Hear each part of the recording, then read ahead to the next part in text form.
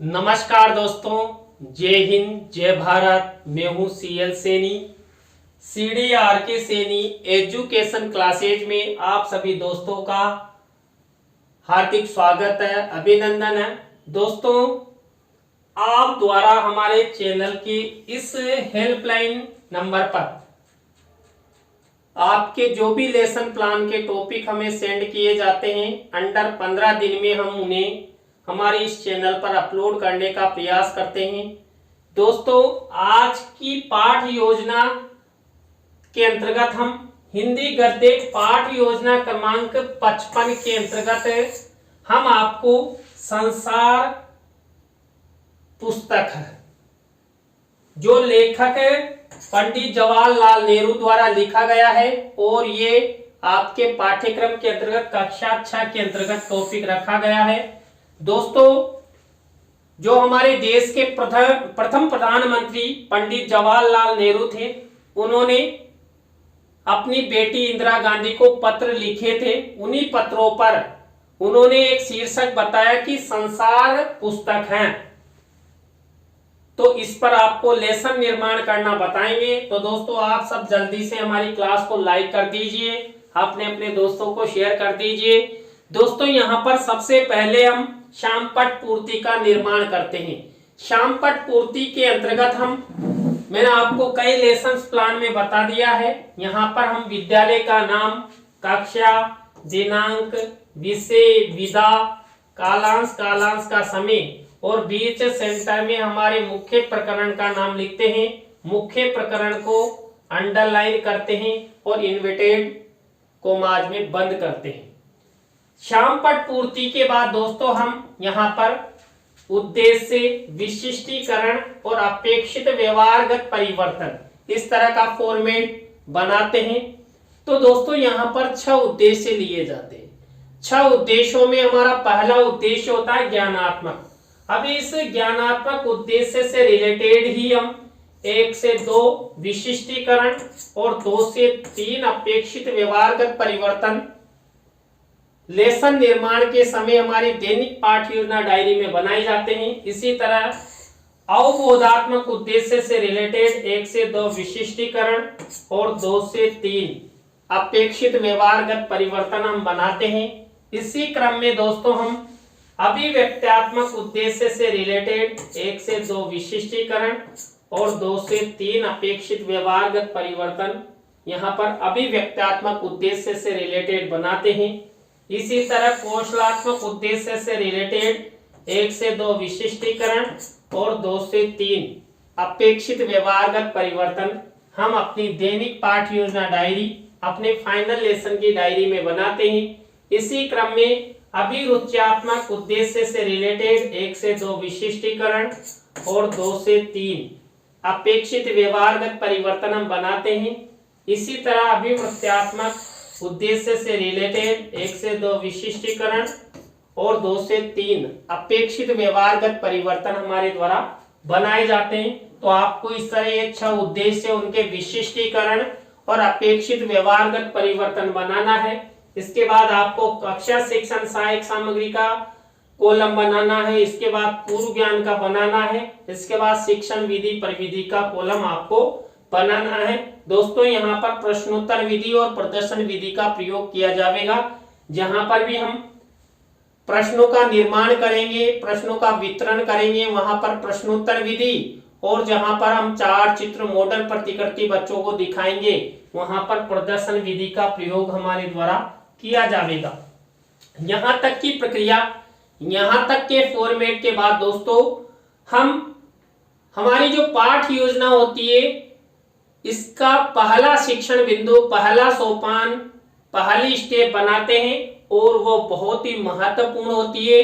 दोस्तों, हिंदी गद्य पाठ योजना की जो पहली स्टेप है, पहला सोपान है, पहला शिक्षण बिंदु है, ये है प्रस्तावना। दोस्तों, यहाँ पर इस प्रस्तावना शिक्षण बिंदु को उत्प्रेरणात्मक उपक्रम भी कहते हैं। दोस्तों, मैं आपको बता दूं, यहाँ पर हम 3 से 5 प्रस्तावना के प्रश्न बनाते हैं। अंतिम प्रश्न हमारा समस्यात्मक होता है। यहाँ पर उत्तरों से ही प्रश्न बनाए जाते हैं, अर्थात प्रश्नों में तारतम्यता होनी चाहिए, जिगजेग होना चाहिए। दोस्तों यहाँ पर प्रस्तावना के ऐसे प्रश्न बनाए जाते हैं जो छात्र छात्राओं के पूर्व ज्ञान पर आधारित हो, सरल हो, संक्षिप्त हो और बोधगम्यता लिए हुए हो। दोस्तों यहाँ पर संसार पुस्तक है। इस मुख्य प्रकरण पर मैंने प्रस्तावना के प्रश्न कैसे बनाए। पहला प्रश्न देखिए, आकाश में कौन कौन उड़ते हैं। दोस्तों आकाश में पक्षी उड़ते हैं, वायुयान उड़ते हैं। अब ये जो आंसर आया, इसी आंसर से हमारा नेक्स्ट प्रश्न बनना चाहिए। तो बना हुआ है, उड़ने वाले कुछ पक्षियों के नाम बताइए। तो यहाँ पर चिड़िया, कौवा, चिल, गिद्ध आदि ये उड़ने वाले पक्षी हैं। अब इसी आंसर में से हमारा नेक्स्ट प्रश्न बनना चाहिए। तो बना हुआ है, सोने की चिड़िया किस देश को कहा जाता था। आंसर मिला दोस्तों भारत को। अब इसी आंसर से हमारा नेक्स्ट प्रश्न बनना चाहिए। तो बना हुआ है, भारत के प्रथम प्रधानमंत्री कौन थे। तो भारत के प्रथम प्रधानमंत्री थे पंडित जवाहरलाल नेहरू। अब इसी आंसर से हमारा नेक्स्ट प्रश्न बनना चाहिए। तो बना हुआ है, पंडित जवाहरलाल नेहरू द्वारा लिखित संसार पुस्तक है पत्र के बारे में आप सब क्या क्या जानते हो। तो दोस्तों ये अंतिम प्रश्न हमारा समस्यात्मक हो गया। इस तरह आपको ये प्रश्नों में तारतम्यता लेते हुए छात्रों के पूर्व ज्ञान, सरल से कठिन की ओर शिक्षण सूत्र के आधार पर ये प्रस्तावना के प्रश्न आपको इस तरह बनाने हैं। अब यहाँ पर प्रस्तावना शिक्षण बिंदु के बाद हमारा सेकंड शिक्षण बिंदु आता है उद्देश्य कथन। इस उद्देश्य कथन को पाठ्याभिसूचना भी कहते हैं। दोस्तों यहाँ पर उद्देश्य कथन के माध्यम से छात्र छात्राओं को सूचना प्रदान की जाती है कि हम आज क्या पढ़ेंगे, और ऐसी सूचना देता हुआ ही छात्र अध्यापक, छात्र अध्यापिका हमारे जो श्यामपट होता है इस पर हमारे मुख्य प्रकरण का नाम लिखता है। तो इस तरह आपको ये उद्देश्य कथन की करना है, लिखना है। तो बच्चों आज हम सब लेखक पंडित जवाहरलाल नेहरू द्वारा रचित संसार पुस्तक पत्र के बारे में विस्तार पूर्वक अध्ययन करेंगे। तो दोस्तों आप सब बने रहे हमारे साथ, हमारे इस चैनल के साथ।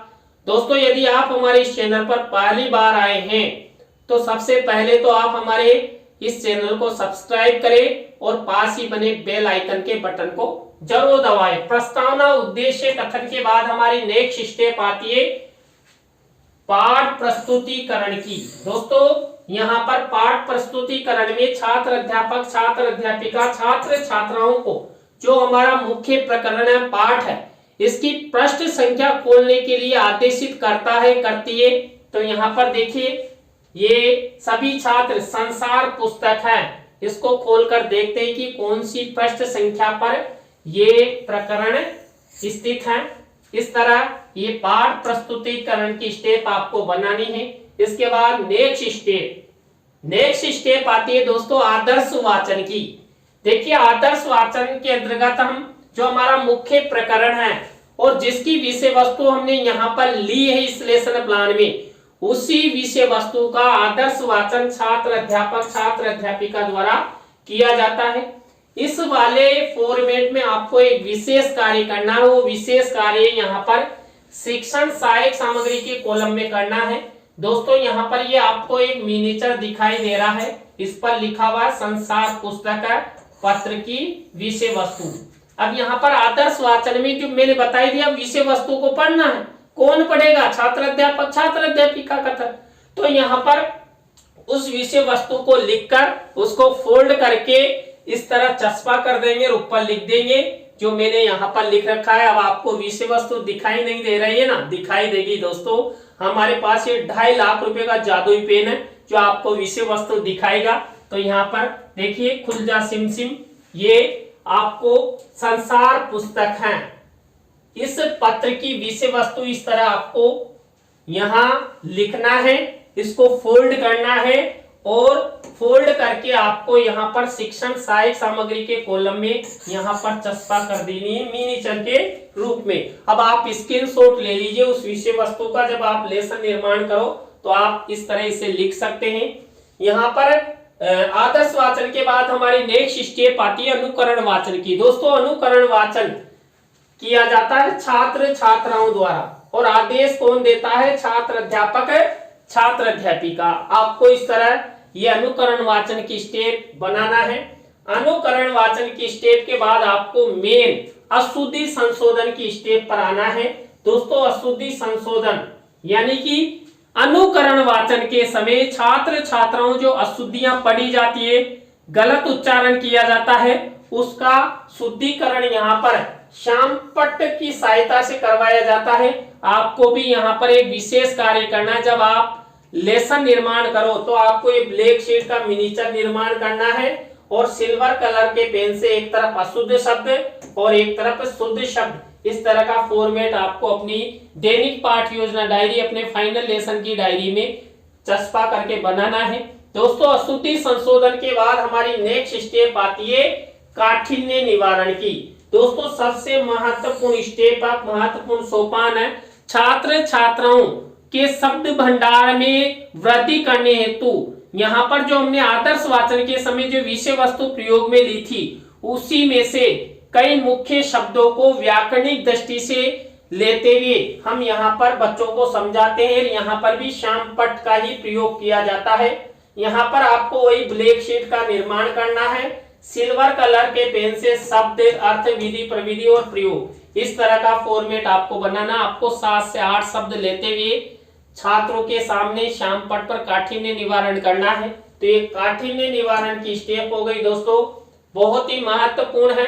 इससे छात्र छात्रा व्याकरणिक दृष्टि से भी मजबूत होते हैं, शब्द भंडार में वृद्धि होती है। इसके बाद नेक्स्ट स्टेप आती है सारांश कथन की।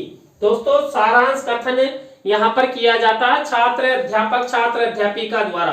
अब दोस्तों मैं आपको बता दूं, यहाँ पर सारांश कथन 2 तरीके से किया जा सकता है, एक तो चित्र के माध्यम से, एक मौखिक बोलकर। मैंने दोनों ही प्रकार से आपको बताने का प्रयास किया है। देखिए संसार पुस्तक है, उसमें एक चित्र था इस तरह का, इस चित्र को बताते हुए हम यहाँ पर इस संसार पुस्तक पत्र का सारांश बच्चों को बता सकते हैं। अब यदि हम बोलकर विदाउट चित्र के सारांश कथन करना चाहते हैं तो आपको शिक्षण सहायक सामग्री के कॉलम में देखिए ऐसे मिनिएचर चस्पा करना है। अब यहाँ पर देखिए मैंने ये संसार पुस्तक है, ऐसा ये सारांश कथन लिख दिया है। अब इसको लिखना है, फोल्ड करना है और वहां पर कहां पर, यहाँ पर सारांश कथन के अंतर्गत शिक्षण सहायक सामग्री के कॉलम में मिनिएचर के रूप में चस्पा कर देना है। देखिए मैंने भी चस्पा कर दिया है। अब यहाँ पर सारांश कथन के बाद हमारी नेक्स्ट स्टेप आती है जो बोध प्रश्नों से रिलेटेड है। दोस्तों यहाँ पर हम जो हमने आदर्श वाचन के समय विषय वस्तु प्रयोग में ली थी, उसी विषय वस्तु में से हम यहाँ पर कम से कम 5 बोध प्रश्न बनाते हैं। तो आपको इस तरह ये बोध प्रश्न उत्तरों का निर्माण करना है। ये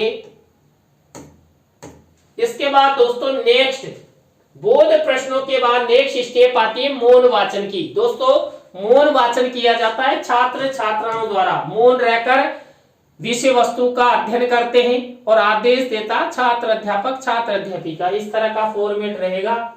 इसके बाद हमारी नेक्स्ट स्टेप विचार विश्लेषणात्मक प्रश्नों की होती है।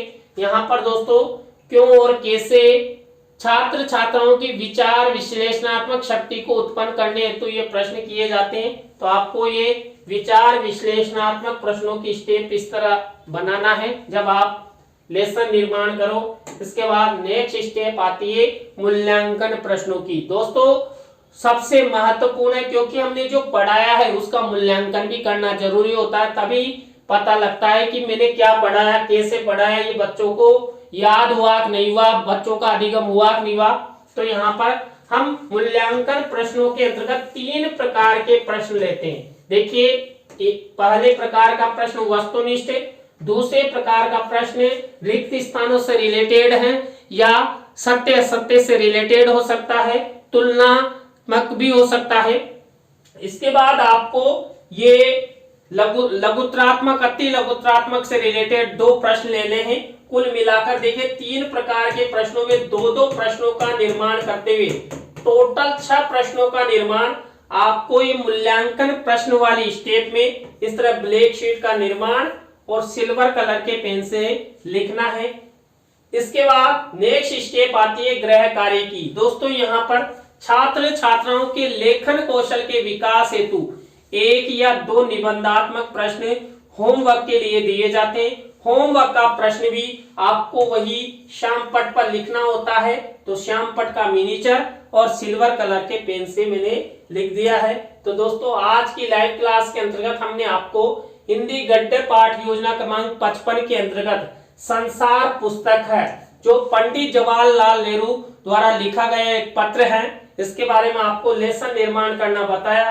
दोस्तों आज की लेसन प्लान की क्लास आपको कैसी लगी कमेंट्स में हमें जरूर बताएं। अच्छी लगी हो तो लाइक करें, शेयर करें और अपने अपने दोस्तों को जरूर बताएं हमारे चैनल के बारे में, क्योंकि हम पूरी तन्मयता के साथ आपको निःशुल्क कक्षाएं देने का प्रयास कर रहे हैं, तो इसमें आप सपोर्ट बनाएं। दोस्तों यहां पर इस तरह आपको ये लेसन निर्माण करना है। तो दोस्तों आप भी चाहते हैं कि सैनी सर द्वारा आपके लेसन प्लान ऑनलाइन समझाए जाए, तो आप हमारे चैनल की एक हेल्पलाइन नंबर है, इस पर आप हमसे कांटेक्ट कर सकते हैं। अंडर 15 दिन में हम आपको आपके टॉपिकों पर लेसन निर्माण कर हमारे माध्यम से समझाने का प्रयास करेंगे। तो दोस्तों आज की लाइव क्लास में बस इतना ही। न्यू लाइव क्लास के साथ हम आपसे फिर मिलने जा रहे हैं CDRK सैनी एजुकेशन क्लासेज में। जय हिंद, जय भारत, घणो घणो राम राम सा। Thank you, bye.